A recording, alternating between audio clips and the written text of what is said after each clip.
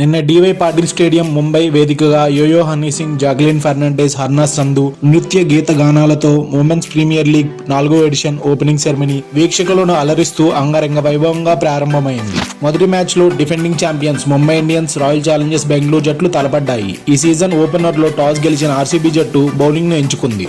Batting కు వచ్చిన defending champions Mumbai Indians జట్టు 11 ఓవర్లలో 67 పరుగులకు 4 వికెట్లు కోల్పోయిన సమయంలో తమ మిడిల్ ఆర్డర్ ఆల్రౌండర్లు అయిన నికోలా కేరీ 29 బంతుల్లో 40 పరుగులు, సజీవన్ సజన 25 బంతుల్లో 45 పరుగులు చేయడంతో నిర్ణీత 20 ఓవర్లలో 6 వికెట్లు కోల్పోయి 154 పరుగుల గౌరవప్రదమైన స్కోరును సాధించగలిగింది. అయితే ఆర్సీబీ బౌలర్లలో నడైన్ డి క్లర్క్ 4 ఓవర్లలో కేవలం 26 పరుగులు మాత్రమే ఇచ్చి 4 వికెట్లు తీసింది. లారెన్ బెల్, శ్రేయాంక పాటిల్ చెరొక వికెట్ తీశారు. 155 పరుగుల టార్గెట్ తో బరిలోకి దిగిన రాయల్ ఛాలెంజర్స్ బెంగళూరు జట్టు ఓపెనర్లు గ్రేస్ హ్యారిస్ 12 బంతుల్లో 25 పరుగులు, కెప్టెన్ స్మృతి మందాన 13 బంతుల్లో 18 పరుగులతో మంచి ఆరంభాన్ని ఇచ్చినప్పటికీ వీరి భాగస్వామ్యం 40 పరుగుల వద్ద స్మృతి మందాన తమ వికెట్ కోల్పోయారు. ఇక వరుసగా ఆర్సీబీ జట్టు వికెట్లు కోల్పోవడంతో 8వ ఓవర్ పూర్తయ్యేసరికి ఆర్సీబీ జట్టు 65 పరుగులకే 5 వికెట్లు కోల్పోయిన సమయంలో బౌలింగ్ తో రెచ్చిపోయిన నడైన్ డి క్లర్క్ బ్యాటింగ్ లోనూ తనదైన శైలిలో అలరించి 44 బంతుల్లో 2 సిక్స్లు 7 ఫోర్ల సహాయంతో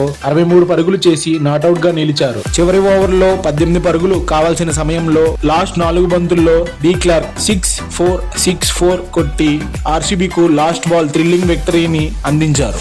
తన ఆల్రౌండ్ ప్రతిభతో ఆర్సీబీకు మొదటి విజయాన్ని అందించిన డి క్లర్క్ కు player of the match award వరించింది.